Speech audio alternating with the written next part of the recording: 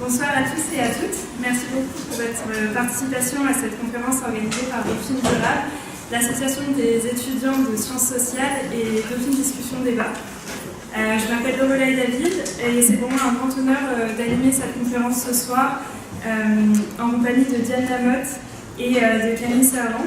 Nous sommes ravis de recevoir Madame Anne Hidalgo, maire de Paris, pour échanger sur le rôle des élus dans la transition écologique. Madame la maire, merci beaucoup d'avoir accepté notre invitation.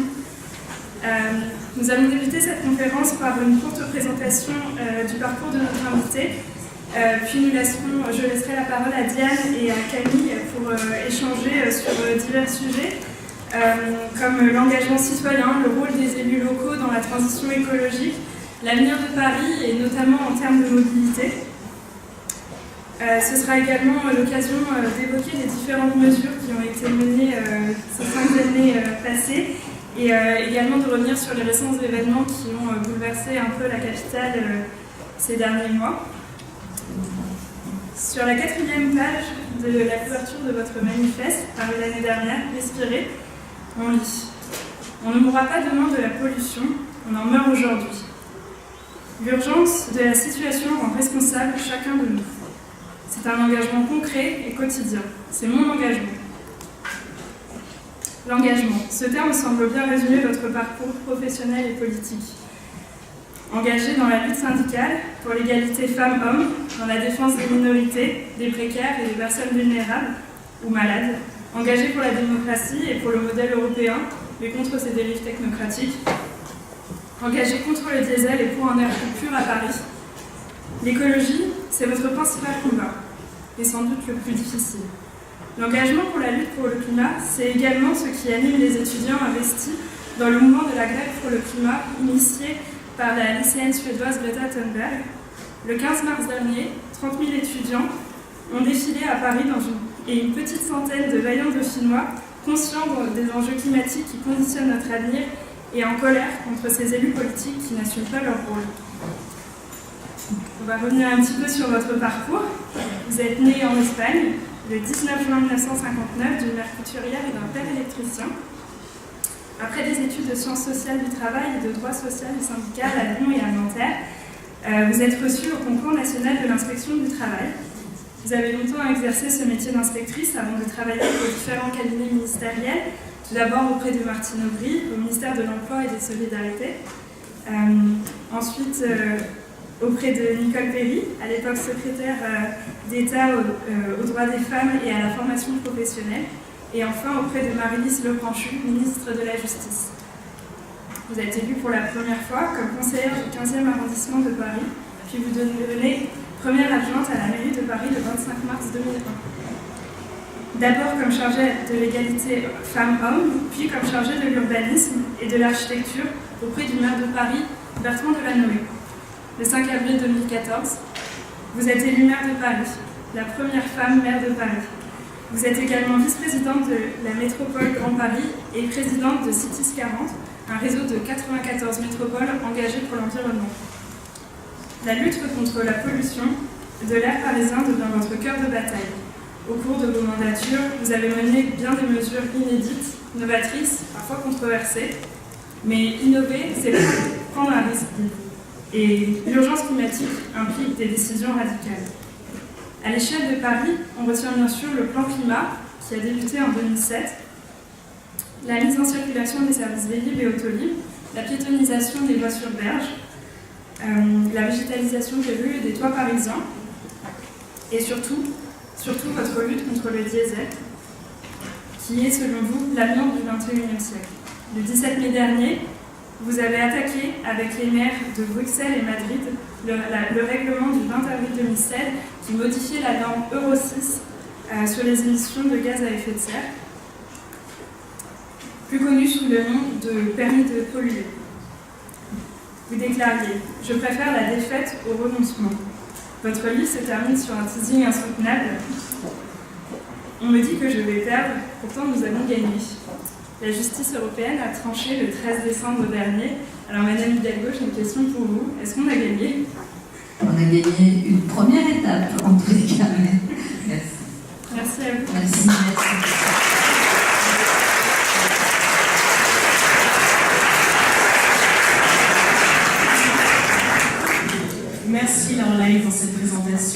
madame, merci d'avoir accepté notre Merci invitation. à vous. C'est un plaisir. D'abord, merci. J'aime beaucoup ces temps d'échange et je suis ravie d'être dans cette université qui bouge beaucoup et qui est aussi, à travers vous, très engagée sur les questions climatiques. Alors tout d'abord, est-ce que vous avez quelque chose à ajouter, quelque chose à dire à cette présentation? D'ailleurs, je disais à vos camarades en même temps que j'ai été aussi pendant 3 ans enseignante à Dauphine sur des questions de droit du travail, au tout début de ma carrière d'inspectrice du travail. Et c'était des TD pour des étudiants qui étaient des étudiants en gestion. Et puis, sans doute, en étant confrontée en tant qu'inspectrice du travail à beaucoup de questions relatives à la santé au travail, j'ai été sensibilisée à des sujets, le sujet de l'amiante, d'autres sujets concernant des maladies professionnelles, des expositions aux risques professionnels, et peut-être que ça m'a donné sûrement une sensibilité plus forte ensuite sur les questions de santé environnementale. Et même si je viens plutôt de la famille social-démocrate, c'est-à-dire qui est plutôt rentrée en politique par les questions liées au travail ou les questions sociales, très vite j'ai compris que les questions environnementales devaient nous obliger à repenser nos modes d'action et aussi la pensée politique. L'urgence climatique est telle qu'il faut vraiment que cette question soit celle qui entraîne toutes les autres. Et la question climatique, la question environnementale, pour parler plus globalement, ont des incidences évidemment sociales, économiques, qu'il nous faut revisiter, mais à partir de cette urgence climatique. Et je suis très heureuse d'avoir entendu ce que vous avez dit aussi sur le mouvement des jeunes, des lycéens engagés pour le climat, qui rappellent à l'ordre leurs aînés. J'ai eu l'occasion de participer avec eux à la marche qu'il y a eu il y a maintenant un peu plus d'une semaine, presque 2 semaines, et beaucoup de jeunes me demandaient si c'était important de se mobiliser, comment je voyais ce mouvement. Et je leur ai dit souvent, les politiciens considèrent que les jeunes, parce qu'ils ne votent pas, finalement ne comptent pas. Donc une façon de vous rappeler aux politiciens, à ceux qui décident aujourd'hui, c'est sans doute de leur dire que vous êtes présents dans ce débat, que vous avez envie de prendre aussi votre vie en main et penser votre avenir. Et je pense que c'est très important. Cette mobilisation de la jeunesse, elle ne sera pas suffisante. Il faut des textes, il faut sûrement une justice climatique, il faut certainement à l'international aussi des lieux pour porter aussi des contentieux qui permettront de porter et de lutter parfois contre des lobbies ou contre des mesures qui sont nocives pour notre santé. Mais je pense que cette mobilisation est quand même extrêmement importante, en tout cas je la vois comme une vraie lueur d'espoir. Donc bravo à vous de vous y être aussi engagés. Alors nous allons commencer ce débat en citant un passage de votre livre. Les grandes villes sont les lieux du basculement, au terme duquel chaque citoyen peut devenir le militant du progrès qui les suit. Vous misez donc beaucoup sur l'engagement citoyen et associatif pour avancer une réelle transition environnementale. Ces dernières semaines, des mobilisations historiques pour le climat ont eu lieu dans toutes les villes de France. Elles ont souligné le manque d'action des pouvoirs publics. Quelles actions concrètes peuvent donc mettre en place les élus pour faire avancer la transition écologique ? D'abord, c'est certain que les villes ont un rôle très important. Je dis souvent, les très grandes villes d'ailleurs, ce qu'on appelle les villes-mondes, Paris, Londres, Tokyo, New York, nous sommes en première ligne de front de la mondialisation, de ses impacts positifs comme de ses impacts négatifs. Et le climat, le défi climatique, a un impact direct sur nos villes, qui sont à la fois les principaux lieux d'émission de gaz à effet de serre, des lieux où la pollution est en général extrêmement importante, du fait notamment du trafic automobile ou du chauffage des bâtiments. Et donc les villes sont des endroits qui à la fois portent une responsabilité responsabilité très importante parce qu'il y a une concentration très importante de population, donc une responsabilité sur la situation qui est celle aujourd'hui, la situation au regard de notre environnement, mais en même temps les villes sont aussi des lieux où on peut agir et où l'action a des effets qui sont des effets visibles, mesurables et qui permettent de reculer, de faire reculer notamment et la pollution et la production de gaz à effet de serre. Donc on est des endroits très importants et d'ailleurs les organisations internationales ne s'y trompent pas puisque lorsque il y a eu la COP21 à Paris, l'ONU est venue chercher les villes. C'est là que nous avons organisé à Paris un rassemblement de 1000 maires du monde entier, de tous les continents, pour apporter justement nos solutions, nos diagnostics et nos solutions au travail qui a été fait par les négociateurs sur l'accord de Paris. Et aujourd'hui, l'ONU s'appuie beaucoup sur les grandes villes.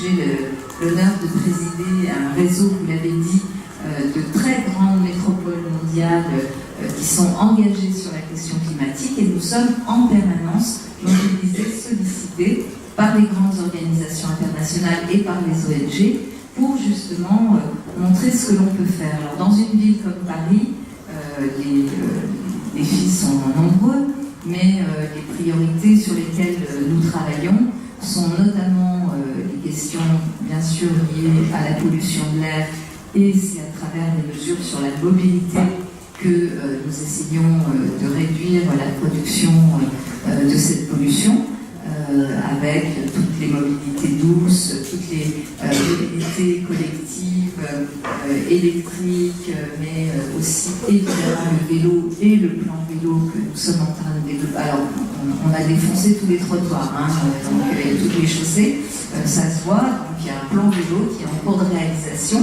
Mais c'est dans cet état d'esprit, c'est une solution, une des grandes solutions pour justement permettre à la qualité de l'air de s'améliorer.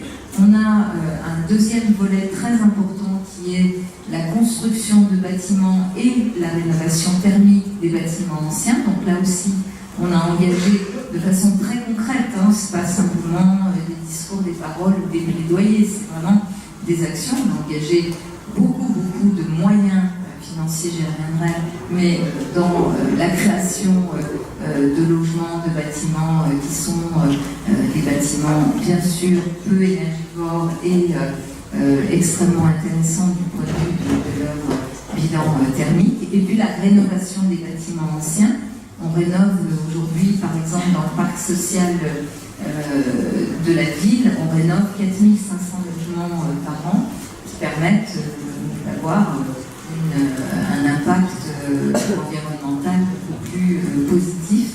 Et le troisième volet, c'est l'énergie, parce que là aussi, on va vers une possibilité d'utiliser de l'énergie produite localement et distribuée localement. Le grand modèle centralisé de la production d'énergie et de sa distribution est un modèle qui est en train d'être totalement dépassé grâce aux énergies renouvelables ou du recyclable. Donc là aussi, c'est un point très important pour Paris. On a la chance d'avoir des sources de géothermie, notamment dans le nord de Paris, ou par exemple dans le 17e, le nouveau quartier de Batignolles, qui est essentiellement alimenté par de la géothermie, mais aussi une grande partie du 19e arrondissement.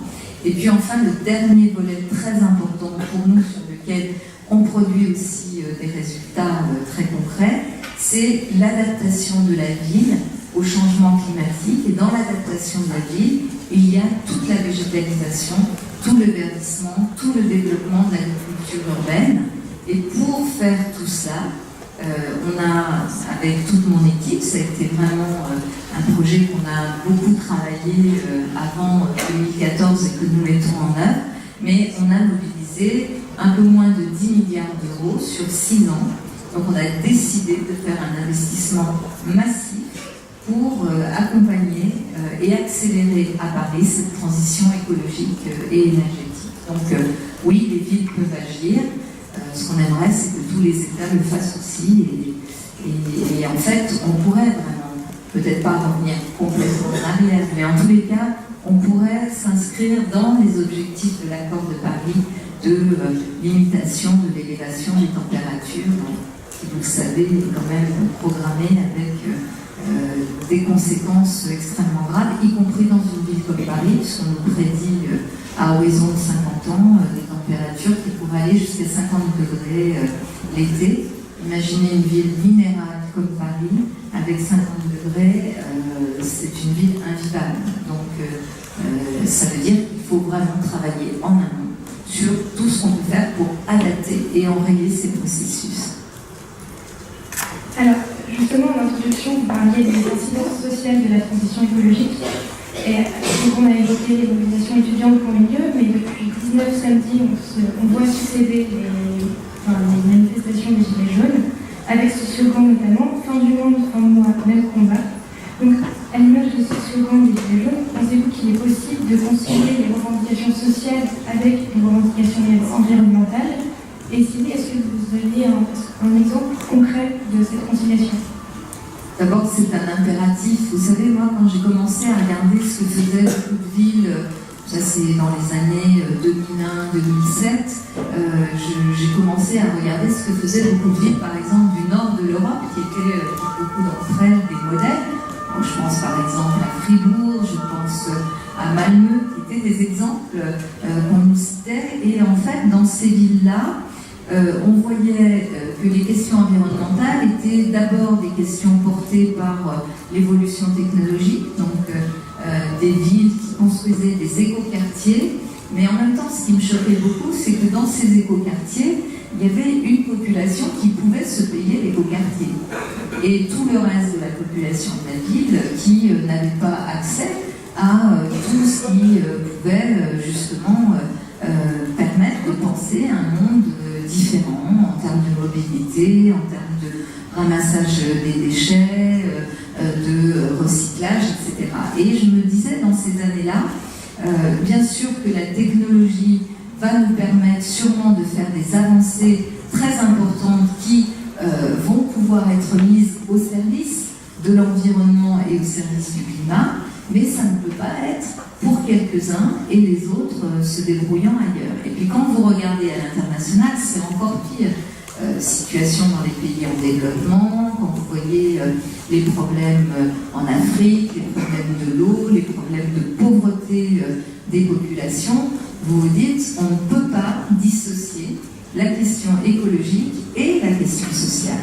D'ailleurs, je pense qu'une des grandes avancées au moment de la COP21, de l'accord de Paris, a été justement d'essayer de lier ces deux questions aussi, même si ça n'est pas traduit dans l'accord, mais il y a eu beaucoup de voix qui se sont élevées à ce moment-là, de grandes voix morales, des grandes consciences. Ça m'arrive rarement de citer le pape, mais enfin l'encyclique du pape Laudato Si, qui pose la question écologique comme une question sociale, c'est quand même un événement qui a permis de faire bouger les choses. Alors, ça c'est dans les théories, dans les mots, mais après dans la pratique. Aujourd'hui, très clairement, on est encore dans un monde où on dissocie. L'économie serait l'ennemi de l'écologie, laquelle serait l'ennemi de l'économie. Le social ne pourrait pas se conjuguer avec l'écologie parce que l'écologie, ça coûte très cher. Il faut changer de paradigme et de vision. Moi, j'ai tenu ce discours devant le Premier ministre il n'y a pas longtemps.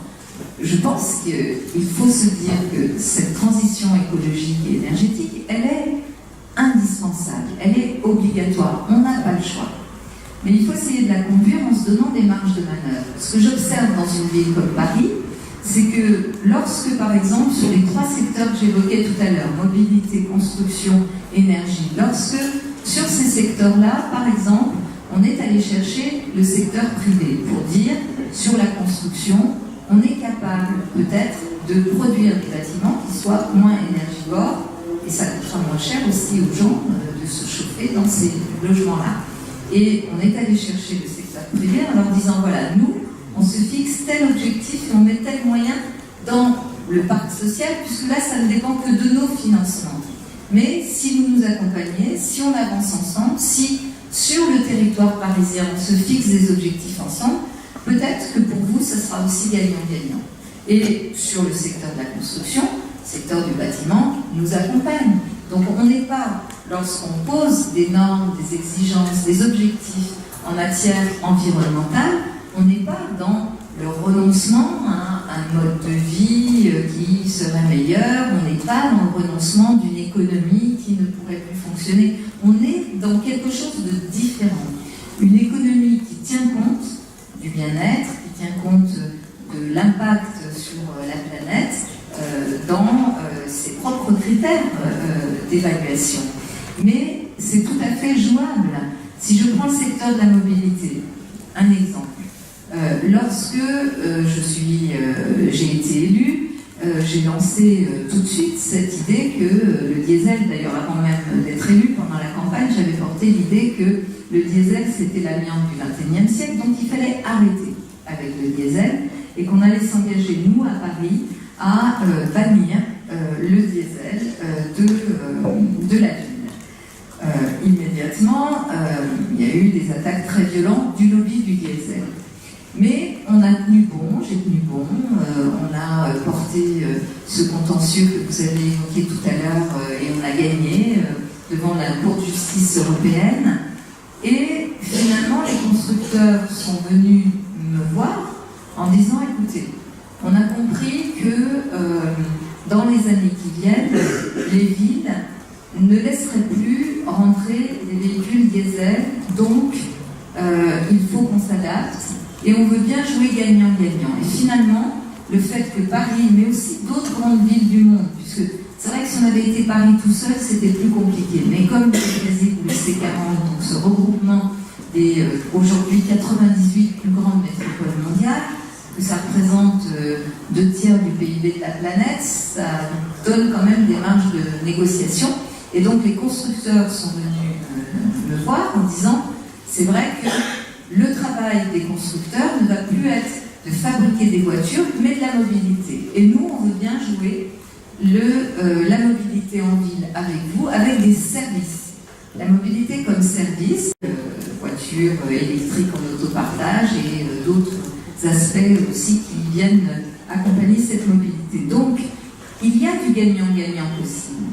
Si on sort de cette idée selon laquelle pour assurer la transition énergétique et écologique, il faudrait aller chercher des moyens extrêmement importants dont on ne dispose pas. Donc, ça voudrait dire qu'il faut se priver de marge pour notre activité économique et pour l'emploi, et que finalement, le coût social serait trop élevé. Aujourd'hui, la difficulté, c'est que ces modèles innovants, ces modèles dans lesquels, y compris avec le secteur privé, on essaye de s'engager sur cette rénovation écologique et énergétique, sont des modèles qu'on voit à l'échelle locale, mais sur lesquels les États sont extrêmement timorés, voire même extrêmement réservés. Et donc, aujourd'hui, oui, on est dans cette opposition encore. La façon dont la taxe, en tout cas l'augmentation de l'essence a été portée, et la justification, la tentative de justification par l'écologie a été quelque chose de désastreux. Puisqu'on a dit, bah oui, mais c'est pour l'écologie qu'on augmente l'essence, donc voilà. Et ça a été encore plus désastreux parce que pendant 20 ans, on a dit aux Français, achetez du diesel, le diesel c'est moins cher, c'est moins polluant, et on les a trompés. Parce qu'on sait aujourd'hui que le diesel c'est extrêmement dangereux pour la santé, et que la pression, et après le Dieselgate, la pression des opinions publiques et la chute des ventes du diesel oblige bien et l'État et les industriels à revoir leur stratégie. En fait, il faut vraiment beaucoup mieux imbriquer les questions écologiques, les questions sociales et les questions économiques si l'on veut avancer. Et je finis sur un point qui moi me paraît très important. J'ai connu, en tant qu'inspectrice du travail, dans les années 80, les grandes mutations industrielles. À l'époque, c'était la sidérurgie qui fermait, des vallées entières dévastée par les licenciements. Et bien sûr, beaucoup de dégâts ont été commis et de dégâts sociaux. Il y a eu énormément de licenciements dans les années 80. Mais à cette époque, il y a eu deux types de politiques qui ont été proposées à l'échelle européenne et à l'échelle nationale. Une politique industrielle pour conduire ces mutations et une politique sociale avec un accompagnement social de tous les effets négatifs de ces mutations industrielles, c'est-à-dire accompagnement des licenciements, accompagnement de la formation des salariés qui étaient dans des secteurs entiers qui étaient en train de disparaître, et c'était une politique sociale d'accompagnement. Aujourd'hui, il n'y a ni l'un ni l'autre. Il n'y a ni pensée industrielle, ni politique sociale d'accompagnement, que ce soit à l'échelle européenne ou à l'échelle des différents pays, pour accompagner cette transition écologique et énergétique. Donc, il y a aussi beaucoup de gens qui disent aujourd'hui, et j'en fais partie, que nous devons, à l'échelle européenne, obtenir et considérer que tout l'investissement public qui doit être fait dans la transition écologique et énergétique ne doit pas compter dans le calcul de la dette. Parce qu'en fait, ce n'est pas de la dette, en fait, c'est de la réparation. La dette, c'est, si on ne faisait pas ça, on vous laisserait, à vous, votre génération et celles qui viennent encore après vous, on vous laisserait le soin de faire toutes ces réparations sans en avoir les moyens. Ça, ce serait de la dette. C'est la dette écologique. Donc il y a vraiment à repenser un modèle dans lequel, bien sûr qu'il faut de l'investissement privé, mais dans lequel je continue à penser, parce que j'en ai l'expérience, que amorcer par l'investissement public la transition écologique et énergétique, c'est indispensable si on ne veut pas laisser des populations entières sur le bas-côté et si on ne veut pas aller vers des situations comme ces situations d'affrontement qu'on observe. Une partie de ces affrontements qui n'ont plus rien à voir ni avec l'écologie ni avec la question sociale, qui sont juste des gens qui veulent déstabiliser la démocratie et des casseurs, purement et simplement, et je les condamne. Mais on ne peut pas aller vers des sociétés dans lesquelles finalement il n'y ait pas une décision commune d'un avenir qui ne peut pas être un avenir aussi clivant que ce qu'on nous propose aujourd'hui et qui a conduit au début, au moins au début de la crise des Gilets jaunes. Combat contre la pollution atmosphérique oblige, de nombreuses mesures menées au cours de votre mandature ont porté sur des questions de mobilité, à l'image par exemple de la fameuse piétonisation des voies sur berge. Ces mesures ont été vivement critiquées, car perçues comme trop brusques, prises sans proposer d'alternative immédiate, ou offrant des résultats peu significatifs en termes de réduction de la pollution et d'efficacité des services. Nous en venons donc à notre question. Que répondez-vous à ces critiques ? D'abord, vous savez, souvent, quand les gens ne veulent pas, enfin en politique, souvent dans le monde politique, quand on ne veut pas prendre le risque de dire qu'on n'est pas d'accord sur le fond parce qu'on se dit quand même, il y a un petit frémissement là sur les questions de pollution et d'écologie, on critique la méthode. La méthode, en fait, elle est très simple. D'abord, il y a une élection en 2014 qui tranche entre deux projets pour Paris.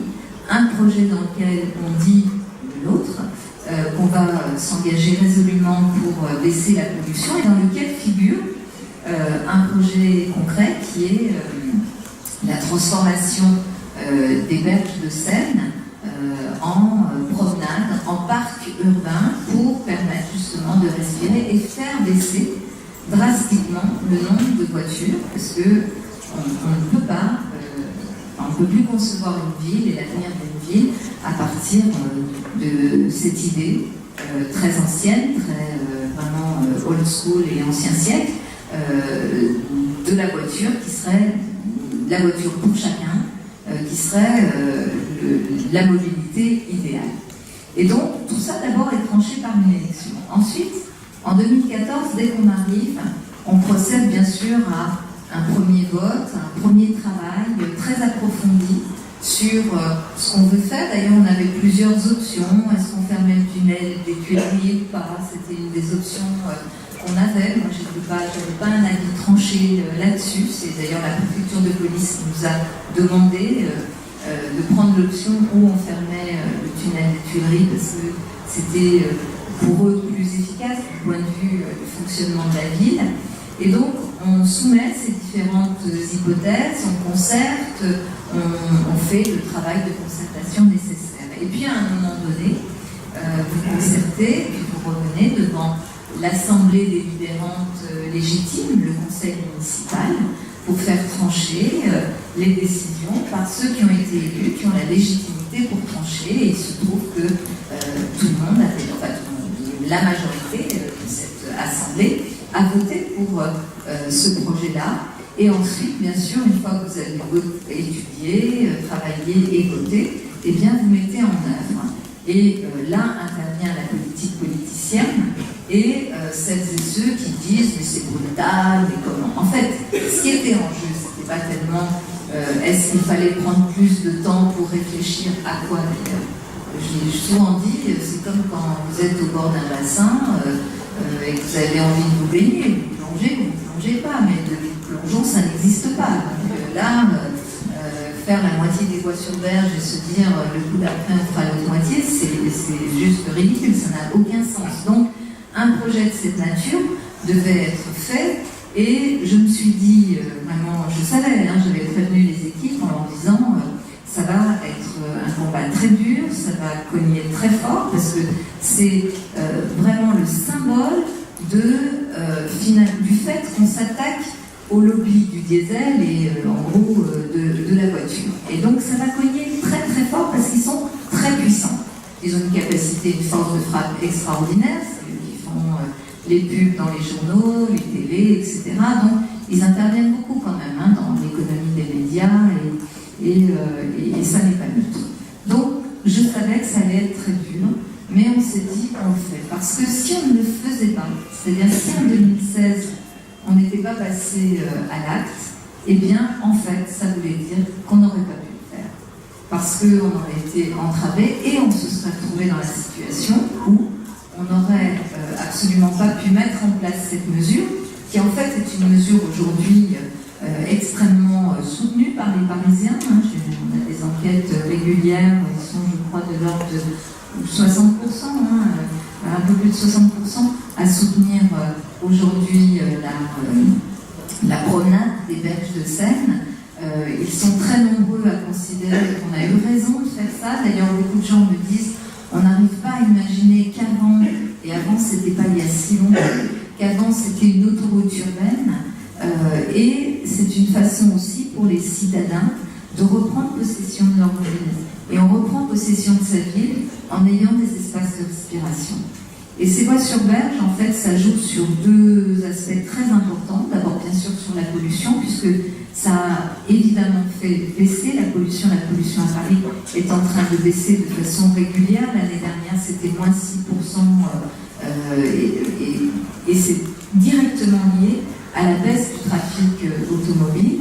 Mais ça a un deuxième effet très important. Je vous parlais tout à l'heure de l'adaptation de la ville au changement climatique. Il faut absolument, dans la perspective quand même de l'évolution des températures qui est là, qu'on ne va pas stopper, qu'on va essayer de limiter, mais qu'on ne peut plus stopper, il faut qu'on ait des espaces qui soient des espaces où on puisse se rafraîchir et respirer. La Seine est un corridor écologique. C'est un endroit où l'air circule, c'est un endroit où, s'il y a des grandes canicules, on peut aller pour se rafraîchir, et c'était absolument indispensable pour nous de pouvoir proposer des espaces comme ça aux Parisiens. C'est pas juste parce que c'est beau et que c'est sympa de se promener dans un parc. On fait beaucoup de plantations, on fait beaucoup de parcs, beaucoup d'espaces de cette nature, comme le parc des Rives de Seine, parce qu'il nous faut absolument avoir des lieux de rafraîchissement. On va même plus loin, on est en train de faire des cours qu'on appelle les cours oasis dans les écoles pour adapter la ville au changement climatique et à l'évolution des températures. On a une quarantaine d'écoles de Paris qui avaient des écoles primaires et maternelles, qui avaient des cours très très minérales, donc vraiment des puits de chaleur. Et on est en train de les transformer, donc de reprendre les sols, de faire des sols qui laissent passer l'eau de pluie, de remettre de la pleine terre, de de remettre des espaces de terre et de végétalisation dans ces écoles, et on appelle ça les cours oasis. Et notre idée, c'est qu'en cas de pic de canicule à venir, que ces cours d'école puissent aussi être ouvertes à la population pour que la population puisse venir s'y rafraîchir. Idem, hein, nos parcs ouverts la nuit, c'est aussi dans cette perspective-là que nous avons pris ce type de mesures. Donc, les voies sur berge, c'est vrai que c'est devenu un combat emblématique, mais franchement, lorsque je vois la population qui s'y promène, les enfants, les personnes qui redécouvrent aussi leur vie et le lien à l'autre, voilà, le lien à l'autre. Alors, pour finir sur les voies sur berge, on avait fait une étude au préalable pour savoir qui étaient les personnes, les usagers des voies sur berge en voiture. Et en fait, on avait constaté que c'était 80% d'hommes seuls à bord de leur voiture et des CSP++. C'est bien, il faut travailler pour tout le monde. Enfin, moi je me suis dit, travaillons pour le plus grand nombre. Voilà, le plus grand nombre, c'est quand même à Paris des populations qui se déplacent en transport en commun. Il y a un Parisien sur 10 qui utilise sa voiture pour aller travailler. Donc 9 sur 10 qui utilisent le métro, la marche à pied, le vélo. Donc voilà, parlons du plus grand nombre et essayons d'adapter, de faire bouger la ville pour qu'elle soit respirable. Donc nous assumons avec toute mon équipe cette belle avancée. Et d'ailleurs aujourd'hui, aucun des groupes politiques d'opposition n'envisage de revenir en arrière sur cette mesure. Ils ont tous porté le recours, hein, parce qu'il y a eu un recours, il y a eu des... Voilà. Ils ont tous porté le recours, mais aujourd'hui, il n'y en a plus un qui explique qu'ils reviendraient en arrière parce qu'ils ont vu que quand même les Parisiens apprécient. On voudrait également revenir sur votre engagement dans le réseau C40.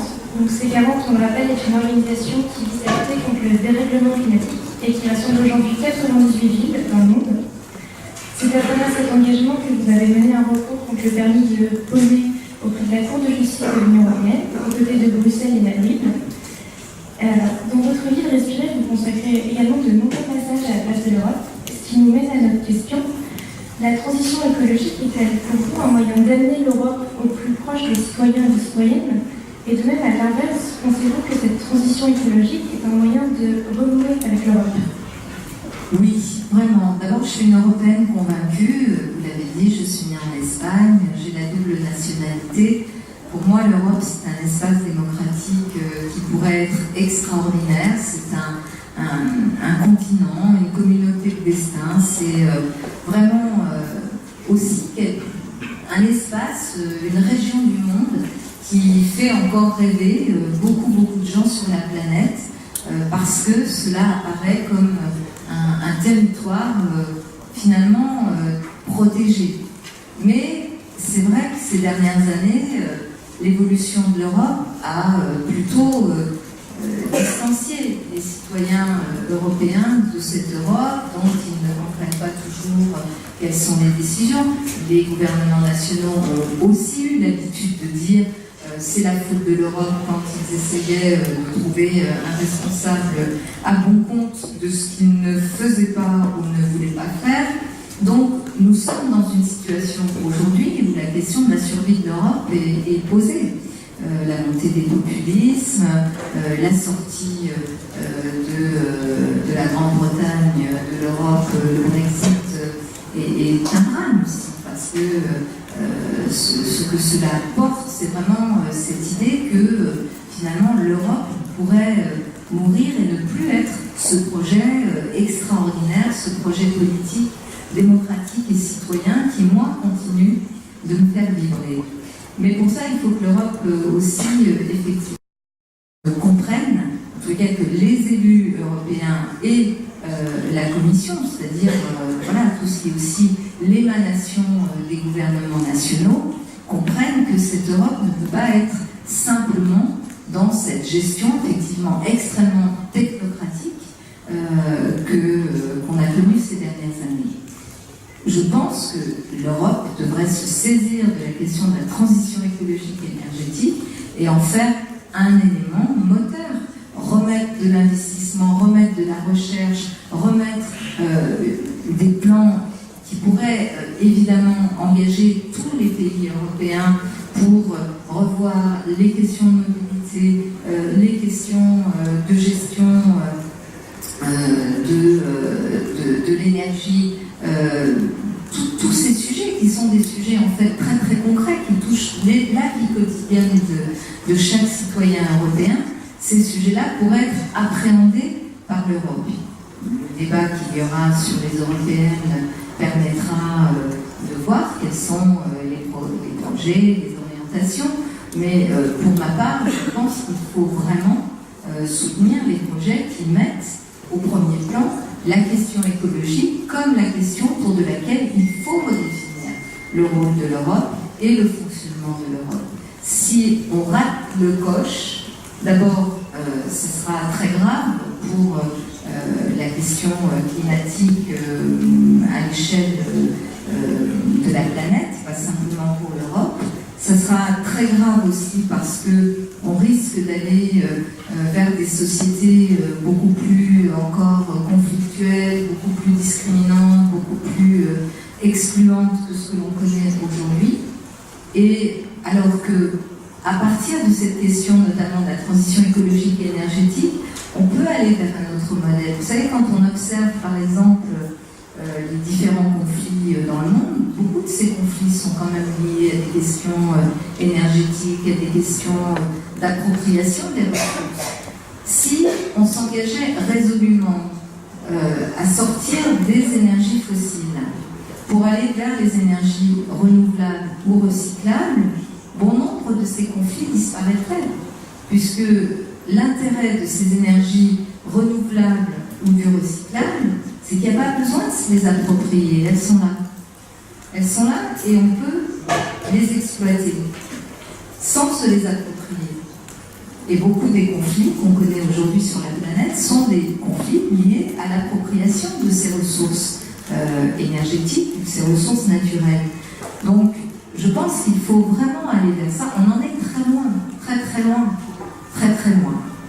Parce que c'est un bouleversement de modèle, parce que c'est une autre façon d'envisager, y compris l'économie, ses résultats, les critères de performance d'une société. Si on intègre des éléments liés au bien-être, liés au respect de la planète, ce ne sont plus tout à fait les mêmes critères et indicateurs de calcul du PIB qu'il nous faut envisager. Donc c'est un bouleversement très très important, mais je pense qu'il va falloir y aller parce que là on est au bout de ce système. Et après ce système-là, c'est le saut dans l'inconnu. Saut dans l'inconnu par rapport à la question climatique, parce que ce qui nous attend en termes d'impact de cette question climatique sur nos vies est quand même pas terrible, c'est même très angoissant. Et saut dans l'inconnu parce que justement, comme les sociétés ne peuvent pas vivre, les peuples ne peuvent pas vivre dans cette angoisse et dans ces inégalités extrêmement importantes entre ceux qui possèdent et ceux qui ne possèdent pas, cela crée des sociétés extrêmement conflictuelles.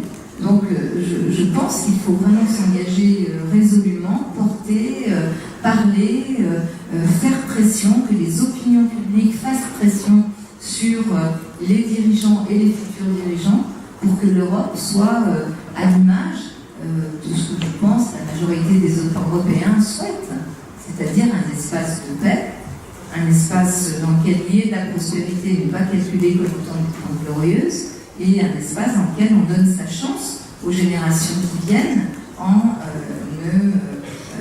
n'empêchant pas, en n'entravant pas par l'usage abusif que nous aurions aujourd'hui de la planète, de ses ressources, que nous n'entravions pas votre possibilité à vous de penser l'avenir.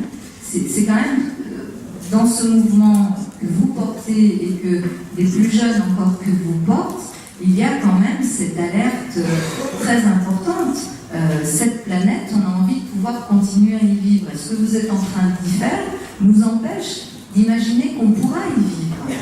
Donc, il faut, je pense, continuer à porter ce message-là et sans doute faire du débat sur cette élection européenne un moment où on essaye de sortir un peu des jeux politiciens, tactiques et des alliances qui n'ont pas beaucoup d'intérêt pour porter vraiment au Parlement européen et puis voilà, pour faire pression pour qu'on ait des dirigeants qui soient des dirigeants conscients de l'urgence climatique. Vous savez, c'est pas une question d'âge, même si c'est très bien que ce soit des jeunes qui s'engagent là-dedans aujourd'hui. Mais j'ai eu, il y a peu de temps, un moment absolument incroyable avec Robert Badinter, qui, après, c'était le 10 décembre, donc journée des droits de l'homme, et Robert Badinter nous a dit le combat des générations qui viennent, ce combat, c'est le combat sur le climat, c'est le combat sur la survie de la planète à partir d'une compréhension que si on continue comme ça, il n'y a pas de vie possible, de vie humaine possible. La planète continuera sûrement à vivre sans nous, mais il n'y aura plus d'espace pour une vie humaine digne de ce nom. Et quand, y compris des personnalités comme Robert Badinter, qui quand même est pour, je pense beaucoup, une immense référence morale et politique, livre ce message-là, ça veut dire que vraiment, ce n'est pas simplement une question de génération que de comprendre ce qui est en train de se passer, mais qu'il faut que les opinions publiques soient beaucoup plus mobilisées et beaucoup plus en capacité de peser sur les dirigeants, beaucoup plus que ce n'est le cas aujourd'hui. En tout cas, je vous dis, je revois avec espoir ce mouvement des jeunes, parce que si ce mouvement n'existait pas, alors là, pour le coup, je pense que les chances d'inverser ou de réorienter les choses seraient proches de zéro. Nous avons une dernière question pour vous. En 2024, Paris va accueillir les Jeux Olympiques. Vous avez mené cette campagne dans laquelle Paris ne partait pas favorite avec passion. Comment voyez-vous désormais ces Jeux et est-il possible de concilier l'organisation d'un tel événement avec le respect et la protection de l'environnement? C'est un impératif là aussi. En fait, quand j'ai décidé d'engager aussi Paris dans les Jeux Olympiques, il y a plusieurs événements qui m'ont conduit à ça. D'abord, les attentats de novembre 2015. Je me suis dit qu'il y avait quand même dans notre pays une jeunesse, pas ici sûrement évidemment, mais qui savait plus très bien où elle habitait et qu'il fallait sûrement lui donner l'occasion d'un grand projet fédérateur d'espoir et que les Jeux étaient ce projet très très puissant, donc il fallait y aller. Et puis ce qui m'a aussi fait bouger, c'est qu'à l'époque, le CIO, conscient que les Jeux étaient de moins en moins attractifs pour beaucoup de villes qui avaient fait des référendums ont dû arrêter leur candidature parce que les citoyens n'en voulaient pas au motif d'une image négative, notamment d'un impact environnemental extrêmement négatif des Jeux. Et le CIO, conscient de cette difficulté, avait commencé vraiment à élaborer une autre stratégie et avait défini un agenda qu'ils ont appelé l'agenda 2020, dans lequel ils marquaient leur engagement pour des Jeux sobres, pour des Jeux qui soient respectueux de l'environnement. Et donc, la candidature qu'on a portée est une candidature qui a été vraiment axée là-dessus, orientée là-dessus. On a eu la chance d'avoir dans cette candidature le soutien aussi de très belles personnalités comme le professeur Younous, parce qu'on a dit on veut que ces Jeux soient à la fois écologiques et que sur le plan social, ils profitent au plus grand nombre. Et donc, aujourd'hui, on est sur ce cap-là. Je suis très vigilante. Moi, j'ai en charge la société publique qui a été, la société qui a été construite avec l'État, la région, la ville, pour créer les infrastructures.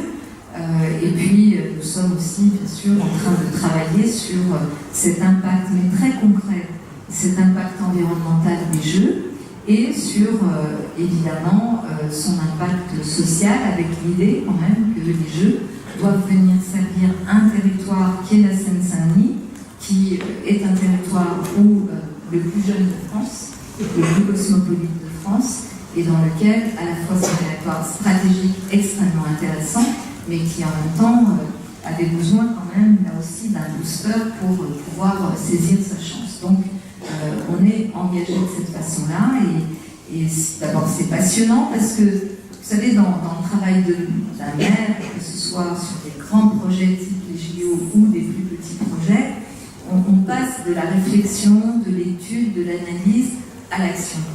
Un maire, c'est quelqu'un qui agit. C'est pas simplement quelqu'un qui a un ministère de la parole, c'est quelqu'un qui agit. Et on agit à une échelle qui est une échelle qui permet aux citoyens de voir, de s'approprier aussi cette action, de se dire cette action, elle est à l'échelle humaine, je la comprends, j'en comprends les tenants et aboutissants, je peux même m'y impliquer d'ailleurs.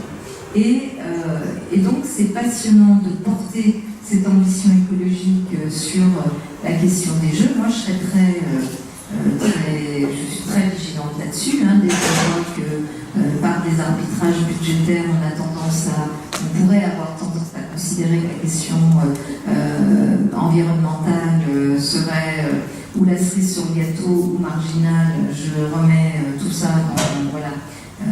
à l'endroit et je m'y implique très fortement, mais je pense que pour vous aussi ça va être un moment extraordinaire parce que les Jeux c'est accueillir le monde. Et la question qu'on va devoir travailler, c'est quoi le message de la France quand la France a cette possibilité d'accueillir le monde. Ça, c'est un message philosophique, politique, c'est un message sur lequel on va travailler les 4 années qui précèdent les Jeux. Il y aura les Olympiades culturelles qui vont être aussi un moment, je pense, en tout cas je l'espère, très fédérateur, pas que à Paris, mais plus largement, pour justement qu'on puisse affirmer un peu mieux ce qu'on a à dire au monde, alors qu'on va accueillir le monde entier pour ces Jeux olympiques et paralympiques. Merci pour vos réponses à toutes ces questions. On vous propose maintenant de jouer à un petit jeu, ça s'appelle un Fast and Curious. Je crois que vous connaissez déjà le principe. 2 propositions, il faudra faire un choix rapide entre les 2. Je suis pas très bonne dans ce jeu, mais bon, on va essayer. Alors, métro ou vélo? Vélo. Alors, Lionel Jospin ou Jacques Chirac? Ah, quand même Lionel Jospin, même si j'aime beaucoup Jacques Chirac. Neymar ou Mbappé? Mbappé. Paris-Plage ou Ibiza? Paris-Plage. J'y passe plus de temps, pardon. Nicolas Hulot ou Greta Thunberg? Ah, Greta. Nicolas ne m'en voudra pas. Baron Noir ou House of Cards? Baron Noir, ah ouais, passionné, les deux d'ailleurs, mais Baron Noir, quand même, ils sont très forts, très très forts. J'ai eu l'occasion de rencontrer l'équipe et ils sont, même aujourd'hui, vous savez, on les rencontre pour qu'ils nous décrivent l'avenir. Donc, c'est pas triste. Pizza ou quinoa? Quinoa, mais je m'y suis mis tardivement. Non, c'est vrai. Bon, d'abord, parce qu'il faut faire attention à sa ligne, et la pizza, c'est quand même pas très bon pour ça. Et puis quinoa, j'aime bien, vraiment, j'ai découvert et j'aime. Et enfin, la dernière, Dauphine ou Sciences Po? Dauphine, quoi.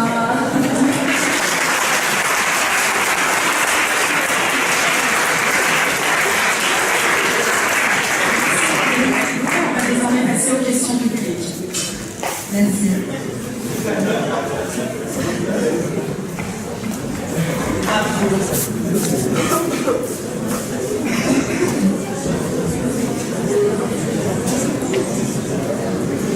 De Paris, merci de nous faire l'honneur de votre présence.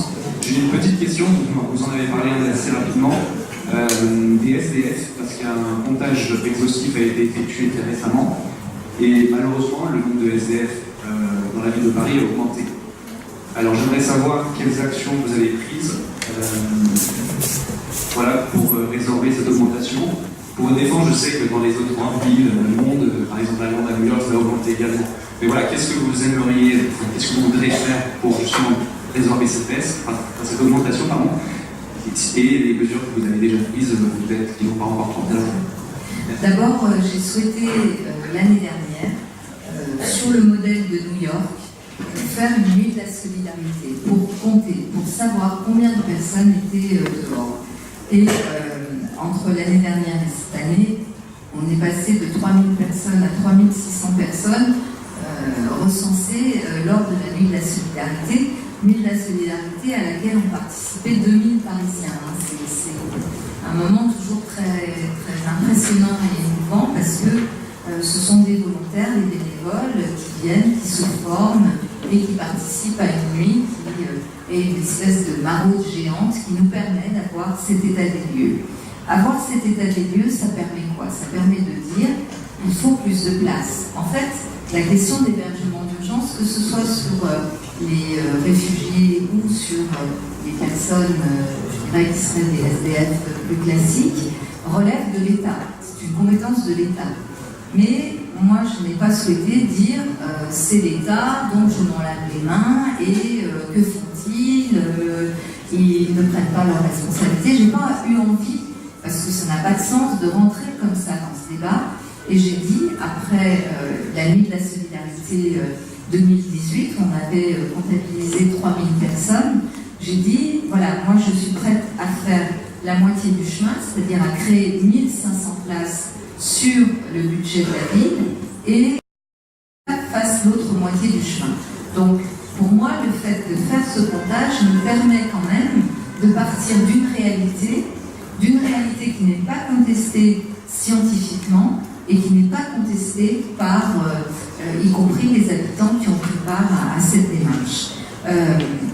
Ce qui se passe est vraiment dramatique. Ce matin, j'étais à la porte de la Chapelle. À la porte de la Chapelle, on a à nouveau, entre la porte de la Chapelle et la porte d'Aubervilliers, on a à nouveau la constitution d'un campement géant, dans lequel on a des personnes qui sont des réfugiés, des migrants, des personnes qui sont là parce que dublinées, donc en attente que le délai passe pour qu'elles puissent faire leur demande d'asile en France, mais qui sont dans des conditions d'une indignité totale, au milieu des rats, au milieu... Voilà, c'est une horreur, c'est immonde. Et il y a aussi ce qu'on appelle la colline du crack, qui se mélange à tout ça, qui est le lieu où plus d'une centaine de toxicomanes viennent, vivent dans des conditions sanitaires absolument déplorables, et tout ça dans le nord-est parisien, entre la porte de la Chapelle et la porte d'Aubervilliers. J'y suis allée pour alerter, parce qu'aujourd'hui, la difficulté qu'on a, c'est que nous avons avec l'État une discussion qui parfois tourne un peu court. Le préfet de région qui a la responsabilité de l'hébergement d'urgence me dit il va falloir qu'on se voit pour parler de la sortie du plan hiver. C'est-à-dire quoi? Ça veut dire que toutes les places qui sont créées pour l'hiver, pour permettre de mettre à l'abri un nombre plus important de personnes que le reste de l'année, une partie de ces places vont fermer, donc ça veut dire qu'il va y avoir plus de monde encore dans la rue, et on a des arrivées régulières de réfugiés tous les jours. Donc ça n'est pas possible, on est dans une situation qui est intenable, et en plus intenable pour les riverains, parce que à la porte de la Chapelle, j'ai rencontré ce matin des personnes qui me disaient on ne peut plus sortir avec nos enfants le soir si on est confronté à des toxicomanes et parfois très très violents, on a très peur, et par ailleurs il y a une parcelle de ce territoire avec le chemin pour aller de l'immeuble de logement jusqu'à l'école du quartier. Franchement, voilà, aucun d'entre nous n'en a envie de considérer que c'est le chemin des écoliers. Donc, moi j'ai besoin de l'État.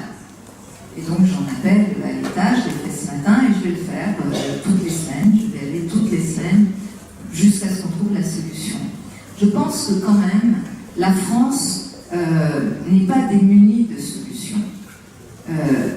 Loger, trouver des lieux pour héberger, quel que soit le statut des personnes, parce que c'est là que ça achoppe avec l'État, quel que soit le statut des personnes, mettre à l'abri les personnes pour qu'elles ne soient pas dans ces situations d'indignité et qu'elles ne créent pas des campements comme on les observe aujourd'hui à Paris.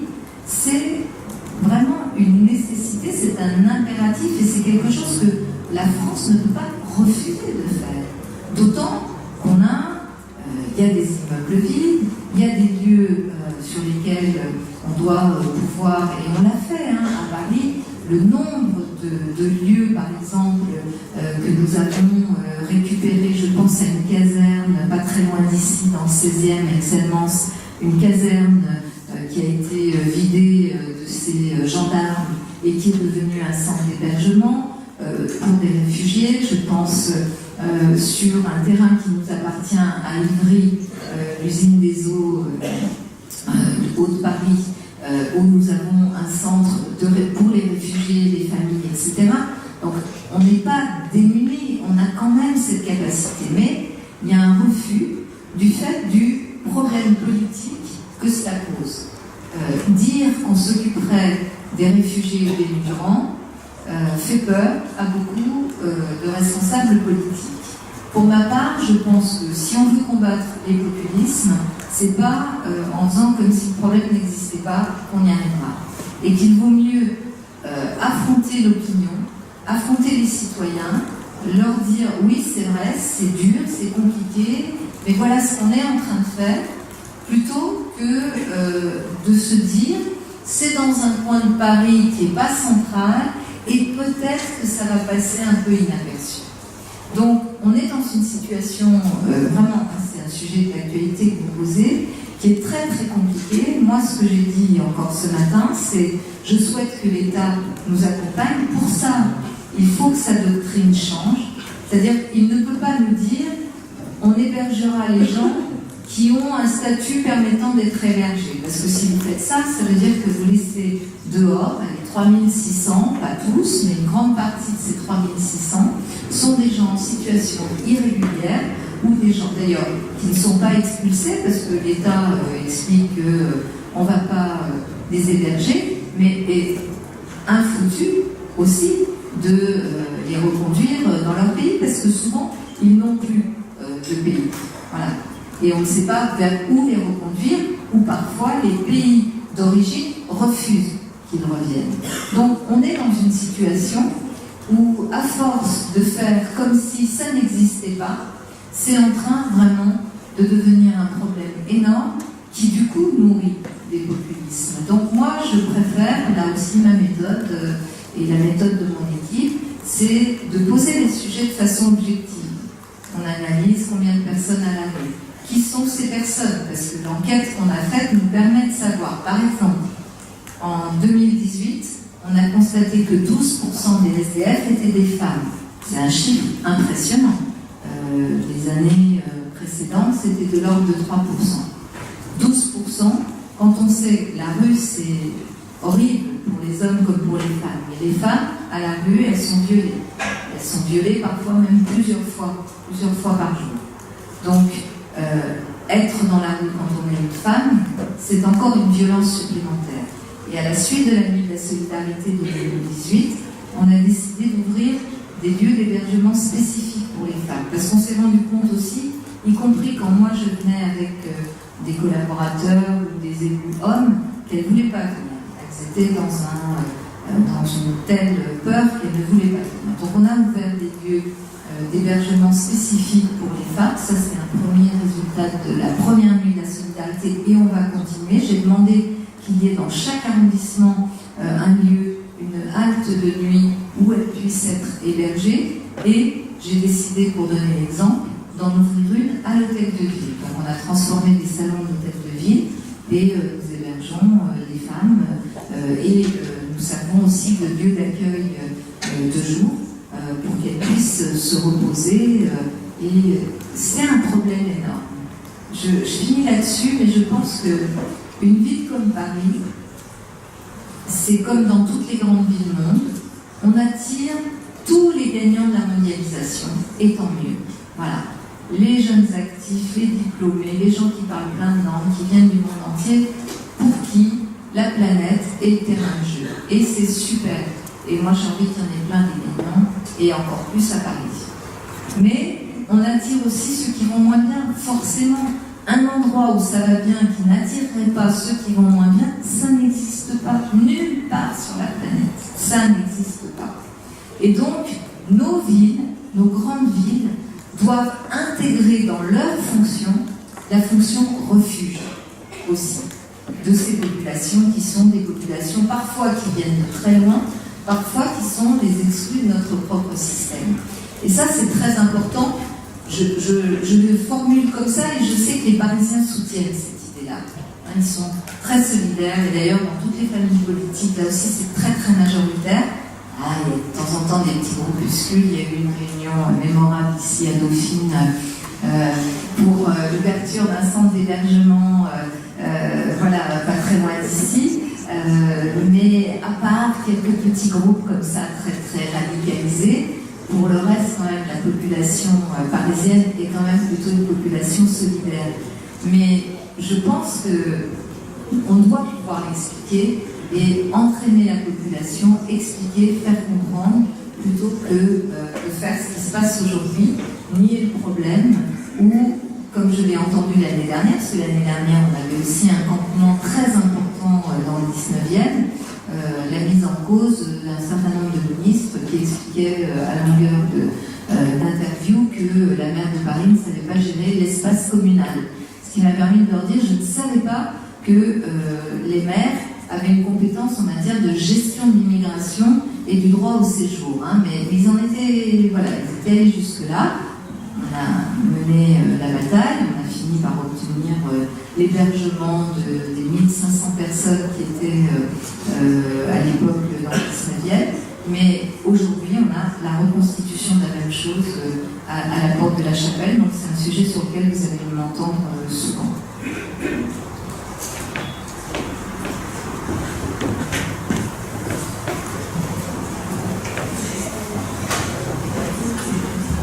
Bonjour Madame Hidalgo. Bonjour. Je vais m'adresser non pas à la maire de Paris, mais à la vice-présidente du Grand Paris, parce que je pense que cette fonction va quand même être de plus en plus importante dans les années à venir. Et vous parlez avec, on sent, beaucoup de fierté des JO 2024, du Grand Paris Express. Je voulais savoir un peu comment on réfléchit à l'avenir de la Seine-Saint-Denis, qui est quand même assez délaissé aujourd'hui par même le gouvernement, de manière générale par l'État. Est-ce que finalement la construction du Grand Paris Express à échéance 2024-2030 et les JO qui se déroulent aussi en 2024, c'est pas une sorte de façade de la part du Grand Paris, presque un cheval de Troie en fait, de dire on vous met un métro, on vous met des JO avec plein d'infrastructures, plein d'emplois à venir, et ça pour l'emploi, je vous l'accorde. Il y a plein de bonnes choses, mais quid de l'éducation, de la santé, de la violence, est-ce que voilà, c'est pas une nouvelle façade pour la Seine-Saint-Denis qui est aujourd'hui en grand péril dans notre région? C'est une très bonne question. D'abord, la Seine-Saint-Denis, je l'ai dit tout à l'heure, c'est un département très stratégique par son positionnement géographique au nord de Paris. On est quand même sur un positionnement qui relie Paris à toute l'Europe du Nord. C'est un positionnement stratégique très important. C'est pas pour rien qu'il y a la basilique dans laquelle sont enterrés les rois de France. Moi, je crois beaucoup à l'histoire comme ça des lieux qui sont marqués. Et c'est un département stratégique par aussi la population jeune et cosmopolite qui y vit. Alors, est-ce que c'est un cheval de Troie ou pas? C'est à nous de faire la preuve que non, en tout cas d'être suffisamment exigeant pour que ça ne devienne pas ça à l'arrivée.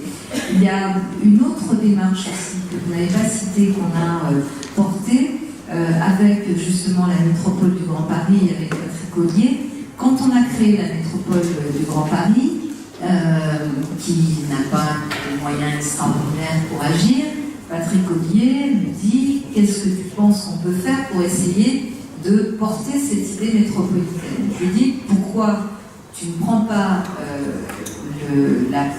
cet exemple qu'on a eu à Paris de créer, se réinventer Paris ?» On avait identifié les parcelles dans Paris, on a fait un concours international sur ces parcelles et ces bâtiments qui a amené beaucoup de projets très intéressants avec des belles innovations. Et je lui ai dit, moi je veux bien, parce que la métropole était naissante, proposer toute cette démarche et donner toute la logistique à la métropole du Grand Paris pour qu'on fasse quelque chose qui ne serait pas réinventer la métropole, puisqu'en fait on est en train de réinventer, donc inventer la métropole. Et on a proposé au maire de la métropole de mettre des terrains qui seraient des terrains pour des futurs projets de logement, d'équipement, d'entreprise, etc. Et ça a très bien marché. C'est-à-dire que les maires de la Seine-Saint-Denis ont tous plus que joué le jeu, et ce projet d'inventer la métropole a permis quand même de lever 7 milliards d'investissements privés sur l'ensemble du Grand Paris, dont une grande partie en Seine-Saint-Denis. Ça veut dire que en portant des projets de cette façon-là, on a aussi attiré le regard sur ce département pour qu'il puisse avancer. Mais une chose est claire, ce qui permet vraiment de faire bouger un territoire, c'est quand même son accessibilité. Et le Grand Paris Express, qui connaît quand même quelques difficultés, parce que l'État a voulu revoir son financement, on avait bouclé le financement, y compris Paris intervenait fortement pour financer tout ce réseau, et puis des gens très bien éclairés à Bercy ont eu l'idée de dire il faudrait que ça rentre dans les critères de Maastricht, donc il faut qu'on revoie tout le financement du Grand Paris Express. Donc ceux qui travaillaient sur le Grand Paris Express ont posé le stylo en disant on va attendre qu'ils aient redéfini le financement, donc ça a pris du retard. Sur les transports, ça a pris du retard. Et la colère d'un certain nombre de maires, notamment de la Seine-Saint-Denis, c'est de se dire la plupart des projets urbains ne pourront voir le jour que si ces territoires sont accessibles. Donc, tout le projet de développement de la Seine-Saint-Denis est très lié à la réalisation, dans les temps, de ce projet de Grand Paris Express. Donc, on est très mobilisés avec tous les élus de la métropole et les élus de la Seine-Saint-Denis pour faire en sorte que ça puisse aboutir. Je pense, et vous avez raison, que bien évidemment des territoires, on arrive à les faire bouger par des projets, les JO, et par exemple inventer la métropole dont j'ai parlé, mais que ce n'est pas suffisant. C'est-à-dire, aujourd'hui, la fiscalité locale fait qu'un maire qui investit beaucoup sur son territoire pour le développer n'a aucun intéressement au développement de son territoire. C'est-à-dire qu'en fait, ce sont des dépenses, mais qui ne génèrent absolument aucune recette. Avant, on avait la taxe professionnelle. Aujourd'hui, on a un truc qui s'appelle la CVAE, mais qui est tellement fluctuante que c'est très difficile de faire des projections d'une année sur l'autre parce qu'elle est très sensible aux différents processus d'optimisation fiscale. Donc, aujourd'hui, en gros, investit beaucoup dans son territoire pour l'aménager, pour le rendre plus accessible, plus agréable, pour attirer des habitants, n'est absolument pas intéressé par la fiscalité à développer son territoire. Et ça, c'est un vrai problème. On va avoir une discussion avec le gouvernement sur la fiscalité locale, puisqu'ils ont décidé de supprimer la taxe d'habitation et que les maires disent pourquoi pas. Mais c'est pas simplement par quoi c'est remplacé. Moi, j'ajoute toujours dans ma discussion avec les différents ministres, c'est par quoi c'est remplacé et comment ça intéresse les maires à pouvoir porter le développement de leur territoire. Parce que sinon, on va se retrouver dans une situation où, effectivement, on peut avoir des projets, on peut avoir des entreprises qui arrivent, mais si derrière, il n'y a pas les écoles, il n'y a pas les crèches, il n'y a pas les services publics qui permettent de remettre la voirie en état, les services de propreté, eh bien, la vie ne sera pas tout à fait possible. Et ces territoires, effectivement, ne sortiront pas des difficultés dans lesquelles un certain nombre d'entre eux sont aujourd'hui plongés. Donc, c'est pas gagné, mais en même temps, voilà, moi, je suis plutôt toujours du côté de tant qu'on peut agir, on essaye de gagner. Alors, ça sera la dernière question de la soirée.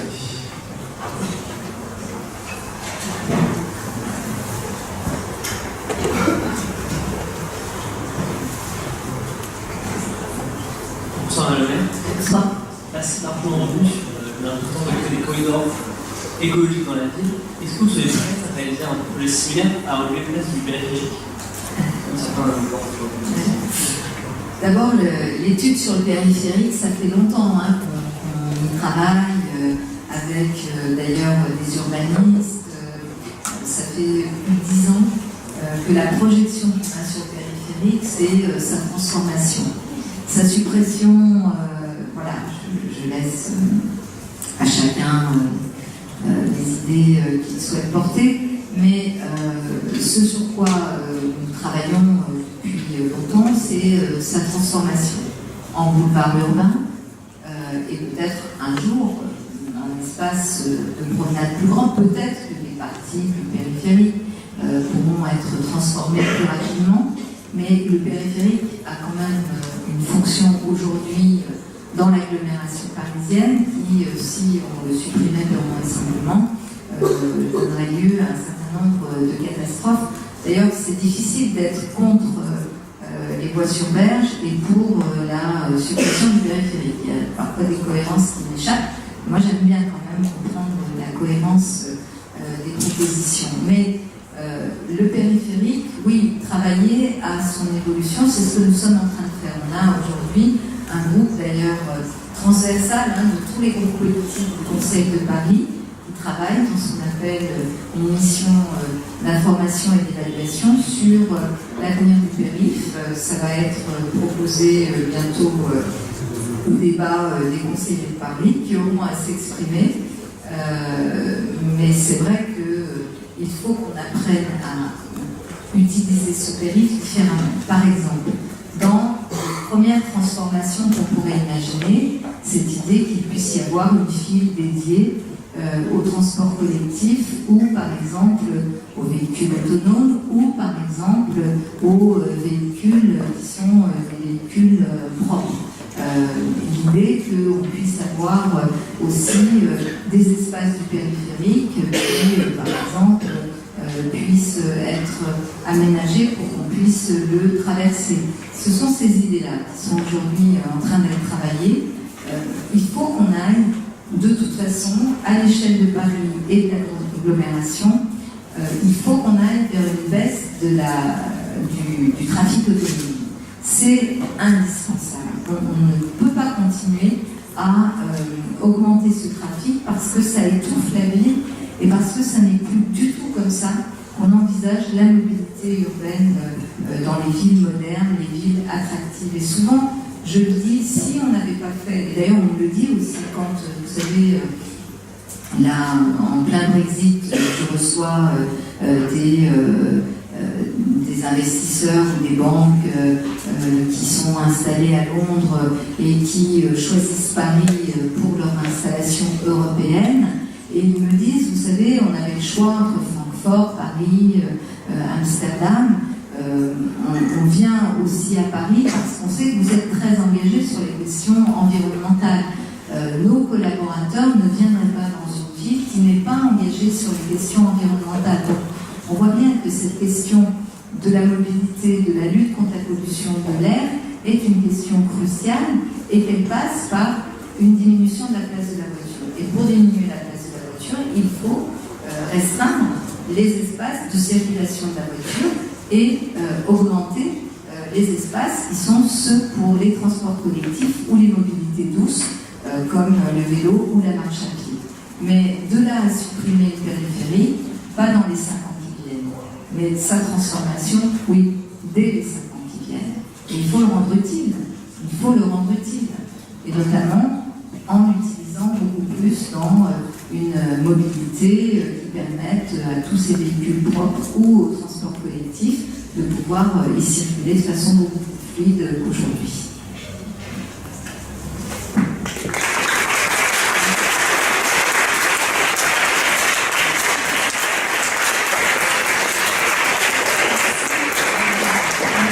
Accepté notre invitation et d'avoir participé à cette conférence ce soir. Et merci à vous d'être venus aussi en Merci à vous, c'était un plaisir de participer à ce moment avec vous.